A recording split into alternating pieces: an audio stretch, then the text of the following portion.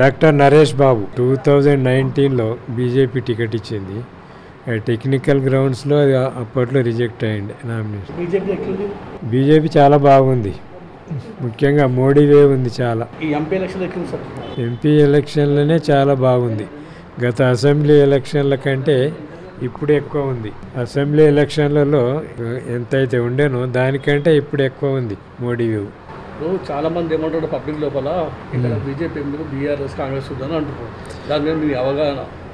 BRS Congress గతంలో ఉండేది, ఇప్పుడు గత 10 సంవత్సరాల నుంచి బీఆర్ఎస్ పూర్తి అవినీతిలో కూరుకుపోయింది, అప్పులపాలు చేసింది రాష్ట్రాన్ని. దానివల్ల ప్రజల లోపల తీవ్రమైన వ్యతిరేకత వచ్చింది. ఇక కాంగ్రెస్ గత 50 సంవత్సరాల నుంచి పరిపాలన చేసిండ్రు.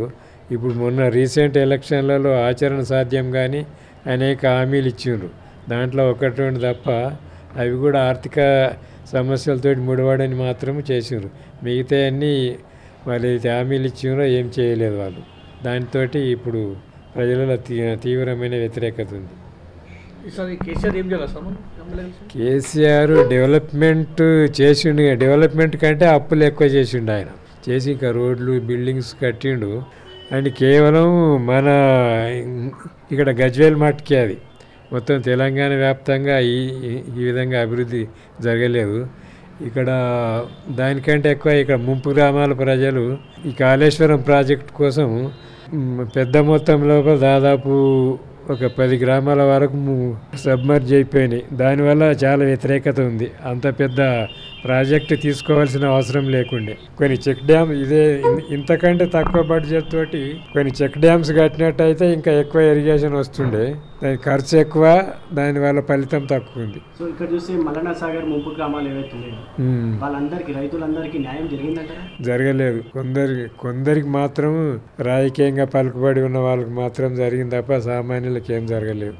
సో ఇప్పుడు బీఆర్ఎస్ అభ్యర్థి ఎవరైతే ఉన్నారో వెంకట్రామరెడ్డి, మాజీ ఐఏఎస్ సో సడన్ గా ఒక ఐఏఎస్ అధికారి జాబ్ మానేసి రాజకీయంలోకి రావడం, నామినేటెడ్ ఎమ్మెల్సీ కావడం, ఇదంతా చూసుకుంటే ఈ పరిణామం అంతా చూసుకుంటే దీని గల కారణం ఏంటి అంటే ఏం చెప్తారు సార్? వీళ్ళు రాజకీయాన్ని ఒక వ్యాపారంగా చూస్తున్నారు వాళ్ళు. దాంట్లో ఇంతకుముందు కలెక్టర్గా ఉన్నప్పుడు ఎంతైతే సంపాదించుకున్నాడో దీంట్లోకి వస్తే ఇంకా ఎక్కువ సంపాదించుకోవచ్చు అనే ఉద్దేశం కనపడుతున్నట్టుంది దానికి. ఇక్కడ చూస్తే వెంకటరామరెడ్డి గారు ఒక హామీ ఇచ్చారు, 1000 కోట్లతో నేను ఒక ట్రస్ట్ పెడతా, ఈ ట్రస్ట్ ద్వారా ప్రజలందరికీ, అటు ప్రజలకు సామాన్య ప్రజలు ఎవరైతే ఉంటారో వాళ్ళందరికీ విద్యా వైద్యం అందిస్తానంటూ. దీన్ని ఎట్లా చూడొచ్చు అంటే కేవలం ఎలక్షన్ స్టంట్ అది.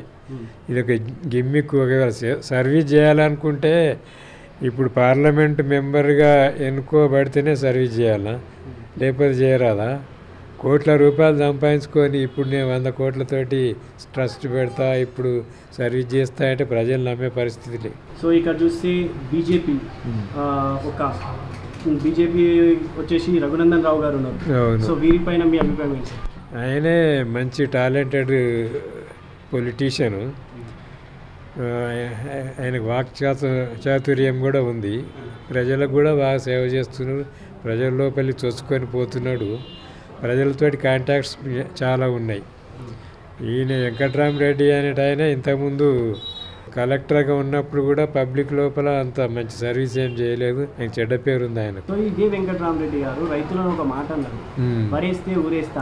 అవును. సో దీన్ని ఎట్లా చూడొచ్చు? అదే అప్పుడేమో వరేస్తే ఊరేస్తా అన్నాడు, మరి ఇప్పుడేమో వెంకట్రామరెడ్డి గారిని నమ్మే పరిస్థితి లేదు ఎవరు. ఇది కేవలం ఇది ఎలక్షన్ స్టంట్ ఇది. సో ఇప్పుడు 1000 కోట్లతో ఒక ట్రస్ట్ పెడతా అనడం కానివ్వండి, అవన్నీ నమ్మశక్యం కానీ వాగ్దానాలు. ఇప్పుడు కాంగ్రెస్ నుంచి నీలం మధు అని చెప్పి ఒక బీసీ వర్గానికి చెందిన వ్యక్తి బరిలో ఉన్నాడు.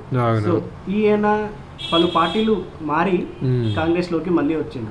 సో దీని గురించి ఏమంటారు సార్? ఆయనే జంపు జిల్లాలకు ఇవాళ రేపు పబ్లిక్ ఎవరు నమ్మే పరిస్థితి లేదు. వాళ్ళకి ఎక్కడ అధికారం ఉంటే అక్కడ జంప్ అవుతున్నారు. అంతేకాకుండా ఇప్పుడు కాంగ్రెస్ ఏదైతే వాగ్దానాలు ఇచ్చిందో అది ఆచరణ సాధ్యం కానీ వాగ్దానాలు ఇచ్చిండ్రు కేవలం అధికారం కోసం. వాళ్ళు ఏదైతే ఇది మహిళలకు ఫ్రీ బస్ అనేది దాంట్లో డబ్బుతో కూడుకున్నది ఇది కాదు కాబట్టి అదొకటి ఇచ్చిండ్రు. తర్వాత కొంతవరకు ఎలక్ట్రిసిటీ అదొకటి, అది కూడా అందరికి ఇవ్వలేదు. ఇక మిగతా ఈ రైతు భరోసా అని అన్నాడు, ఇప్పటి వరకు అది పూర్తి స్థాయి లోపల ఇవ్వలేదు. అదేవిధంగా ఈ రైతు రుణమాఫీ ఇంతవరకు మొదలుపెట్టనే లేదు. వాళ్ళు ఇచ్చిన వాగ్దానాలలో చాలా వరకు వాళ్ళు నెరవేర్చలేదు కాబట్టి పబ్లిక్ వాళ్ళు నమ్మే పరిస్థితి లేదు. పాలకులను చూసుకుంటే ప్రజలు వేరే పాలకులు వేరే అనే నినాదం బయటికి వస్తుంది. దీన్ని ఎట్లా చూడవచ్చు అంటారు సార్? ప్రజల నుంచే పాలకులు వస్తారు. ఈ ప్రజలు వేరు, ఇది ప్రజాస్వామ్యం కదా. అదే పాలకులు ప్రజలను పట్టించుకోకుండా వాళ్ళు ఆస్తులు కూడా పెట్టుకోవడం కానివ్వండి, ఇట్లాంటివి జరుగుతున్నాయి కదా.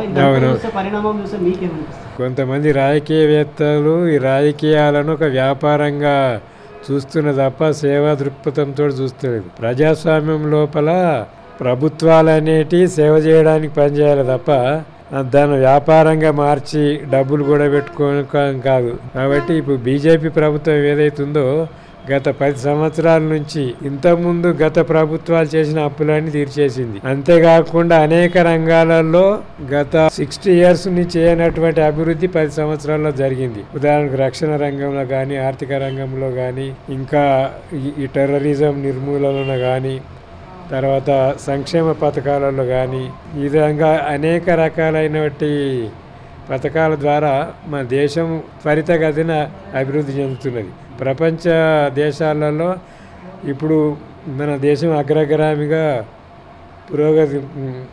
పురోగమనం చెందుతుంది. గతం లోపల 11వ స్థానంలో ఉన్న ఆర్థిక వ్యవస్థ ఇప్పుడు 5వ స్థానానికి వచ్చింది.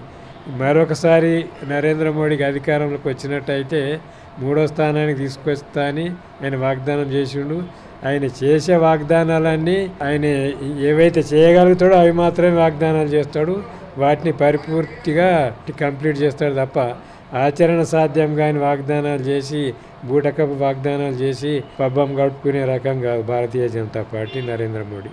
సో నరేంద్ర మోడీ గారు ఒక లాస్ట్ ఎలక్షన్స్లో ఒక మాట ఇచ్చారు, ప్రతి ఒక్కరి ఖాతాలు 10 లక్షల అమౌంట్ క్యాష్ చేస్తాను నల్లధనం అన్నారు.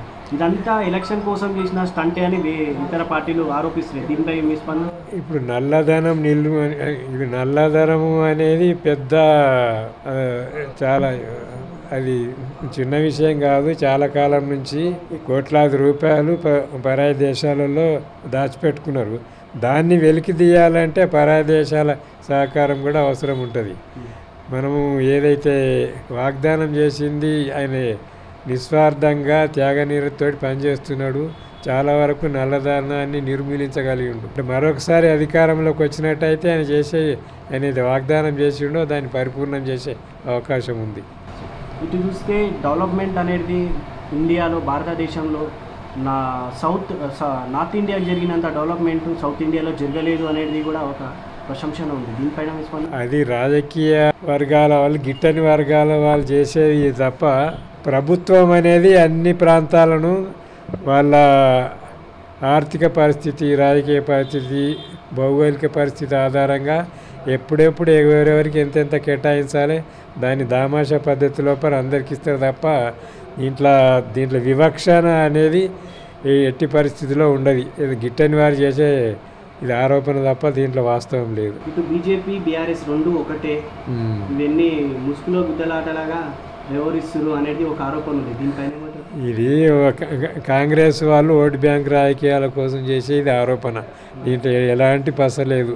ఇదంతా మొత్తం అభూత కల్పన ఇది. సో నెక్స్ట్ ఆఫ్టర్ ఎలక్షన్స్ కవితను రిలీజ్ చేస్తారు ఈడీ. ఇదంతా నరేంద్ర మోడీ ఆడుతున్నటువంటి బీజేపీ, అటు నరేంద్ర మోడీ కావచ్చు, ఇటు కేసీఆర్ ఆడుతున్నటువంటి నాటకం అని అంటున్నారు. అది అబద్ధం, పూర్తి అబద్ధం.